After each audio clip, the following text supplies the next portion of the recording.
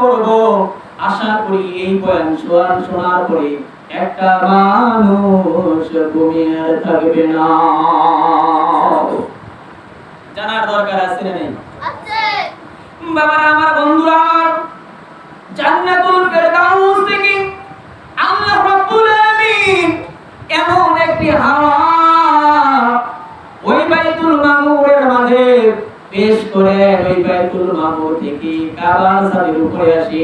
এই কাবা থেকে সারা বিশ্বের যত মসজিদ আছে ওই মসজিদের মাঝে ওই হাওয়াটা প্রবাহিত হতে থাকে। আল্লাহু আকবার, আল্লাহু আকবার। কি হতে থাকে? প্রবাহিত হতে থাকে। চিৎকার মেরে বলেন আল্লাহু আকবার, আল্লাহু আকবার। ওই হাওয়াটা যখন কোন ইমানদারের সিনায় লেগে যায়, ওই মানুষটা সুস্থ থাকে। আল্লাহু আকবার, আল্লাহু আকবার। ওই মানুষটা এত ভাগ্যবান বলা হয়ে যায়, সে কোনদিন অভাব অনটন করবে না।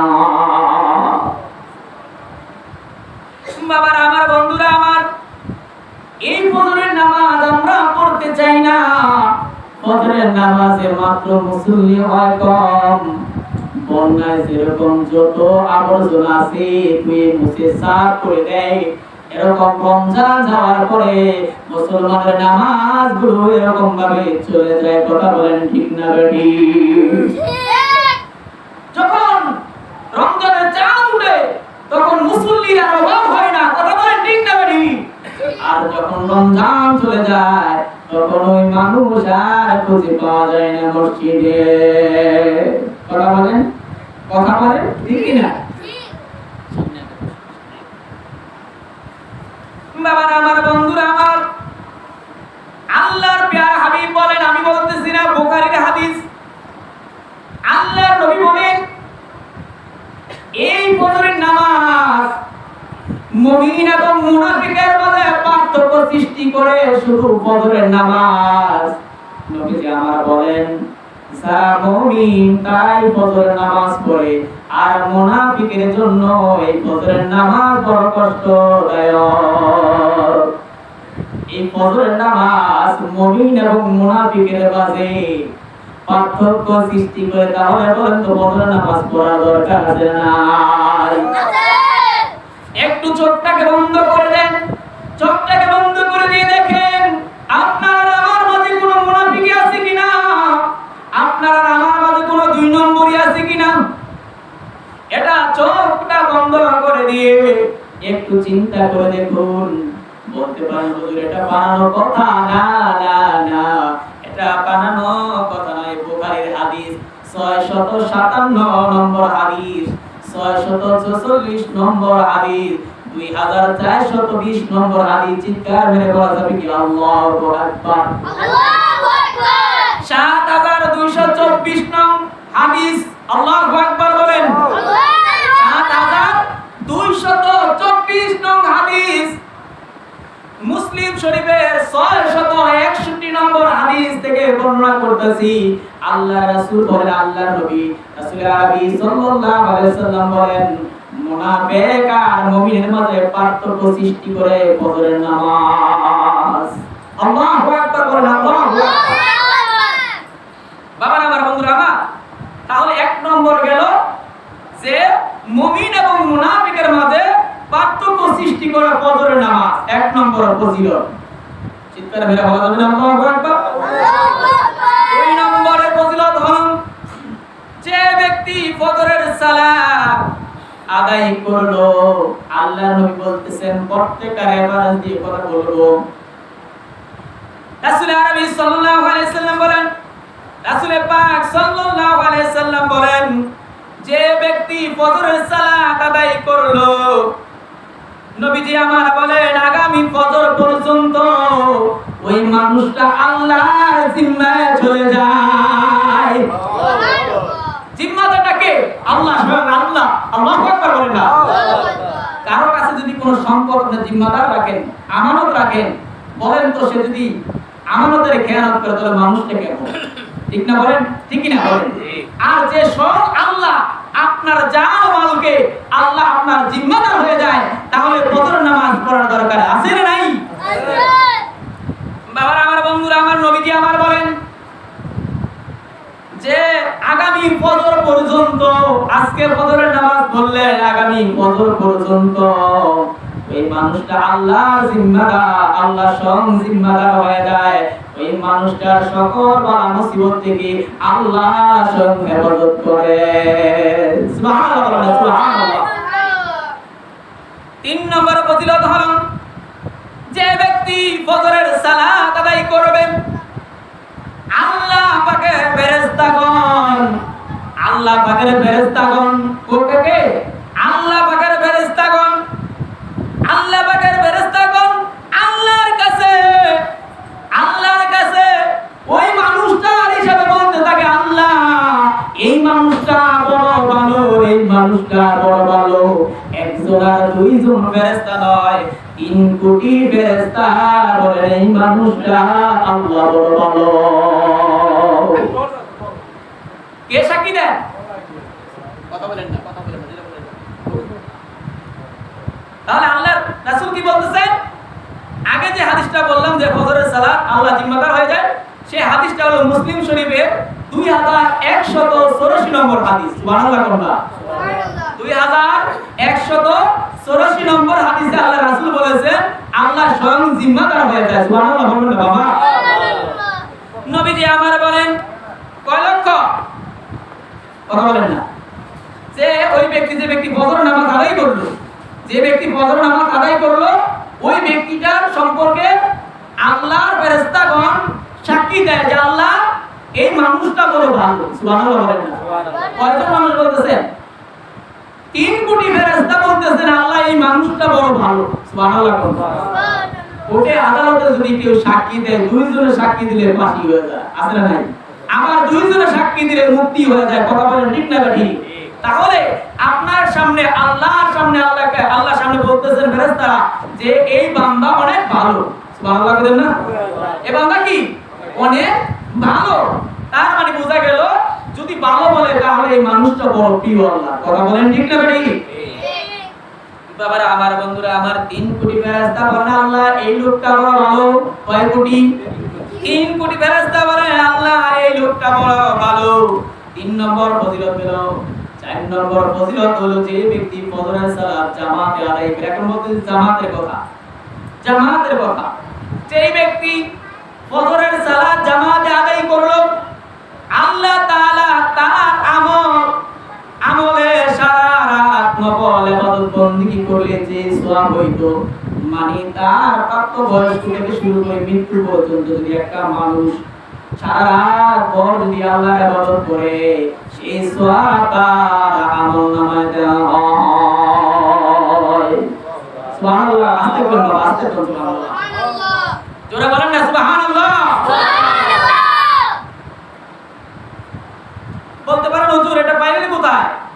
এই হাদিসটা আমি পাইলাম সহিহ মুসলিমের 1096 নম্বর হাদিস। কত নম্বর? 1096 নম্বর হাদিস। আল্লাহ রাসূল বলেন 5 নম্বর, খুব খেয়াল করে শুনেন। আল্লাহ রাসূল বলেন, রাসূলে পাক সাল্লাল্লাহু আলাইহি সাল্লাম বলেন যে ব্যক্তি ফজরের বলতেছেন যে ব্যক্তি বুড়ে পায়ে হেঁটে হেঁটে, কি বলতেছেন খুব খেয়াল করে শুনেন, বলতেছেন যে ব্যক্তি বুড়ে পায়ে হেঁটে হেঁটে মসজিদে আসলো ফজরের নামাজ পড়ার জন্য, আওয়াজ দিয়ে বলেন আল্লাহু আকবার। নামাজ পড়ার জন্য আসলো, আল্লাহু আকবার। কিয়ামতের ময়দানে তাকে পরিপূর্ণ আলো দান করবেন। ওই আলো দান করে আরশ আজিমের নিচে ছায়া দিয়ে তাকে জান্নাতে প্রবেশ করাইবেন। আওয়াজ দিবেন আল্লাহু আকবার। আল্লাহু আকবার। ফজরের নামাজ পড়ার দরকার আছে না? আছে। কোন নামাজের কথা বললাম বলেন তো আপনারা? কোন নামাজের কথা? এক ওয়াক্তের কথা বলতেছি, ফজরের নামাজের কথা। আল্লাহু আকবার বলেন, আল্লাহু আকবার। কয় নম্বর গেল? 5 নম্বর। 5 নম্বর এটা পাইলাম কোথায়? আবু দাউদ শরীফের হাদিস। কোথায় হাদিস? এটা আবু দাউদ শরীফের হাদিসটা পাইবেন 494 নম্বর হাদিস। 494 94 নম্বর হাদিসে পাবে। 6 নম্বর, যে ব্যক্তি ফজরের নামাজ আদায় করবে আল্লাহ তাআলার দিদার লাভ করবে। সুবহানাল্লাহ। আল্লাহ তাআলার দিদার লাভ করবেন কিভাবে? বলতেছেন সেভাবে পরিপূর্ণ, যেরকম পূর্ণিমার চাঁদ যেরকম পরিপূর্ণ হয়ে মানুষদেরকে আলো দেয়, এরকম ভাবে কিয়ামতের ময়দানে আল্লাহকে এইভাবে দেখবেন। সুবহানাল্লাহ। ফজর নামাজ পড়ার দরকার আছে না নাই? বাবার আমার, বন্ধুরা আমার, এই নামাজে, এই ফজর নামাজের আরেকটা ফজিলত, সুন্নতের কত দাম জানেন? এই দুনিয়ার জমিনে মাঝে, এই দুনিয়ার মাঝে যা কিছু আছে সমস্ত কিছুর চাইতে ফজরের নামাজের সুন্নতের এত দাম। আল্লাহু আকবার বলেন। আল্লাহু আকবার। ফজরের সুন্নতের ফজিলত কত দেখছেন? আল্লাহু আকবার, আল্লাহু আকবার। বাবার আমার, বন্ধুরা আমার, বলতেছিলাম আল্লাহকে ওই যে পূর্ণিমার চাঁদের মতো কিয়ামতের ময়দানে আল্লাহকে স্বয়ং দেখতে পাবে। সুবহানাল্লাহ, সুবহানাল্লাহ। একটু দরুদ শরীফ, আপনাদের ঘুম আসতেছে তাই না বাবা? ঘুম আসতেছে তো? একটু দরুদ শরীফ করে আল্লাহুম্মা সাল্লি আলা সাইয়্যিদিনা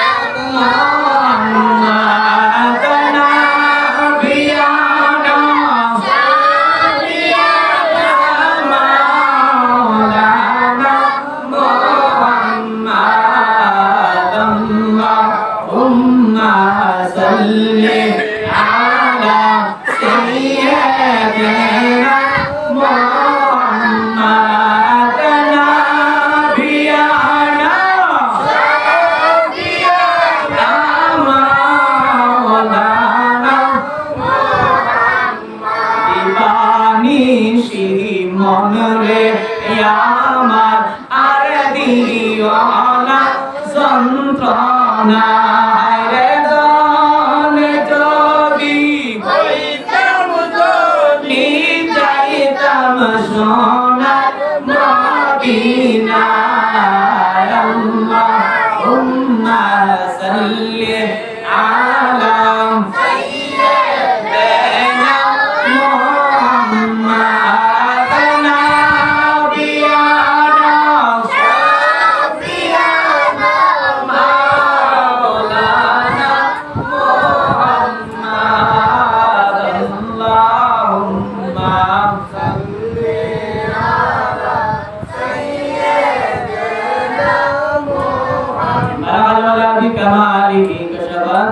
جماله حسنة جميع خصاله صلى عليه وآله।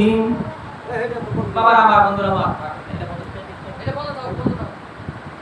বলতেছিলাম এখন শুনেন, ফজরের নামাজ যারা পড়েন, আদায় করেন, শুনেন 7 নম্বর ফজিলত হলো আল্লাহ রাসূল বলে যে ব্যক্তি নিয়মিত ফজরের সালাত আদায় করে, নিয়মিত এভরিডে, প্রতিদিন যারা আদায় করে তাদের ব্যাপারে বলতেছেন আল্লাহ রাসূল 3 বার কসম করেছেন।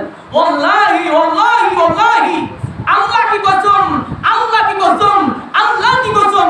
আল্লাহ রাসূল বলতেছেন, কসম কে খাইতেছে? আল্লাহ রাসূল বলতেছেন ওয়াল্লাহি, আল্লাহর কসম কে বলতেছি, যে ব্যক্তি নিয়মিত ফজরের সালাত আদায় করবে তাকে কোনোদিন জাহান্নাম স্পর্শ করবে না, জাহান্নামের আগুন স্পর্শ করবে না। আল্লাহু আকবার।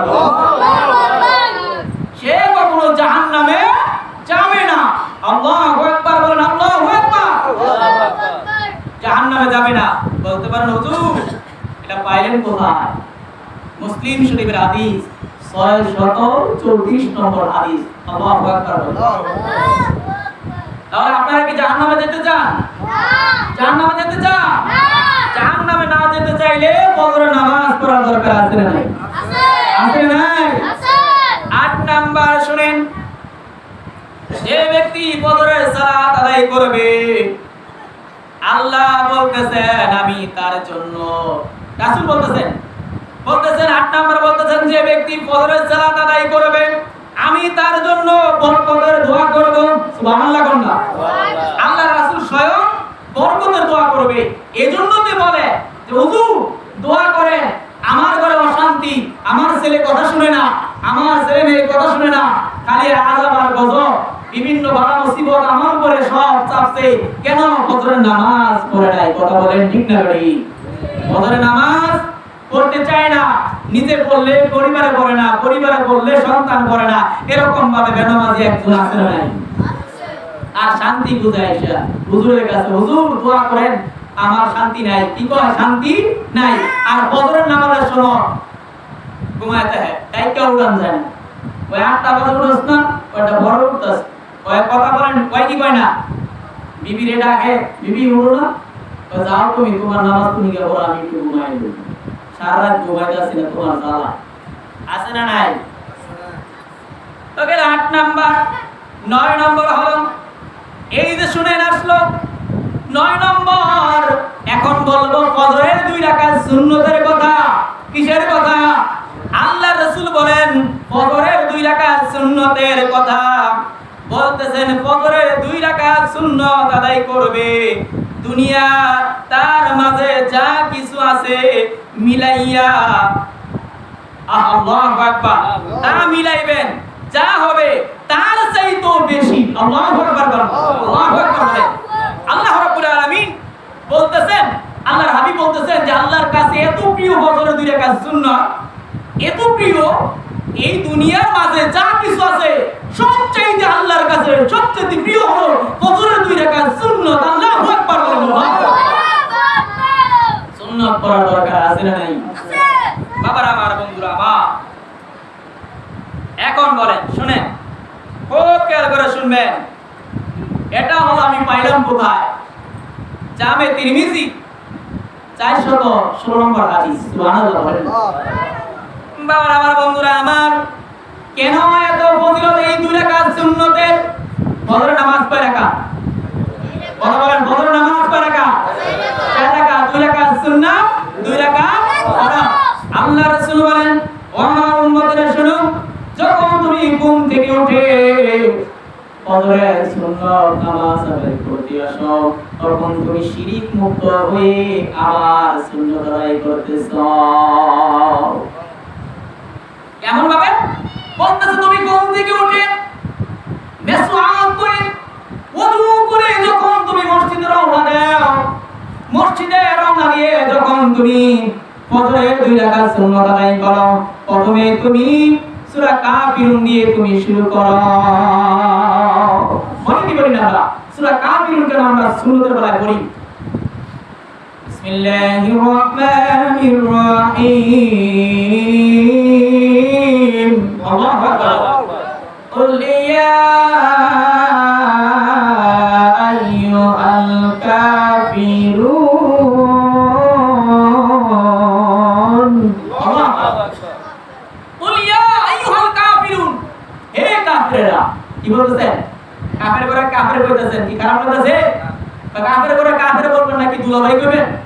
আল্লাহই তো শিখাইতেছে, কুল ইয়া আইয়ুহাল কাফিরুন। আল্লাহু আকবার বলেন না? হে কাফেররা, লা আ'বুদু মা তা'বুদুন।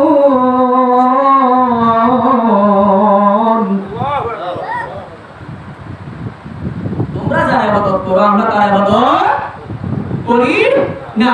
কথা বলেন ঠিক না ঠিক? এই জন্য আল্লাহর রাসূল বলেন, যখন তুমি সূরা কাফিরুন তেলাওয়াত করো, তুমি আল্লাহর কাছে বলতেছো, আল্লাহ তুমি ছাড়া আর কেউ নাই, মানে বলতেছেন যে আল্লাহ ছাড়া আর কারো ইবাদত করেন না, শিরক মুক্ত। কথা বলেন ঠিক না ঠিক?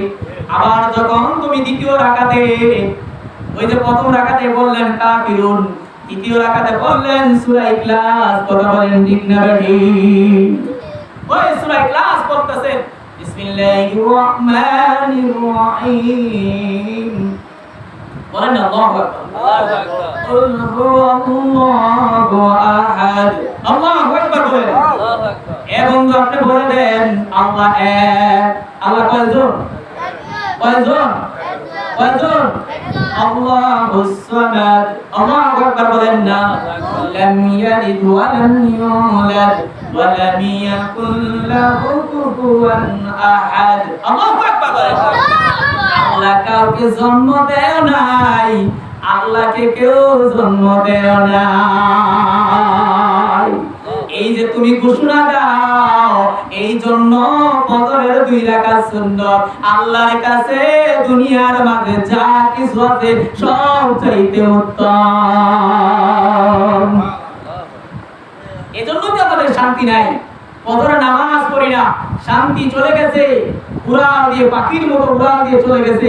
আর শান্তিকে আপনি তো নিজেই বার করে দিয়েছেন গলা ধাক্কা দিয়ে। কথা বলেন ঠিক না বেটি? নামাজ আদায় করেন না, কারণে শান্তি বোঝেন। আল্লাহ তাআলা আমাদেরকে বোঝার মতো তৌফিক দান করুন। আল্লাহুম্মা আমিন। তাহলে ফজরের 2 রাকাত সুন্নতে পৃথিবীতে যা কিছু আছে, দুনিয়াতে যা আছে, মাঝে যা আছে, সবচেয়ে উত্তম কি? ফজরের 2 রাকাত সুন্নাত। কথা বলেন আল্লাহু আকবার, আল্লাহু আকবার।